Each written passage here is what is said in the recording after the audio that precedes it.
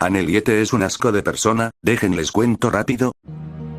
Este era un usuario de TikTok y YouTube, el cual subía memes o cosas en sus redes, el cual su avatar es Mugman y un dron femenino. El caso, hace un mes una usuaria lo expuso de algo, pero no me enteré, no fue sino hace como 2 días que lo vi, y esta usuaria lo conoció personalmente en chat. En el video, se dijo que Neil hizo un montón de cosas horribles, vayan al canal de J para saber el contexto. El caso, cuando vi el video quedé pálido, así que le escribí por TikTok, ya que teníamos una racha de casi un mes, le pregunté qué pasó, y él sin decir nada admito todo, y dijo que quería olvidarlo, y que quería cambiar. Me preguntó si confiaba en él, yo me negué rotundamente, y él antes de desaparecer, me dijo: no todos estamos a salvo.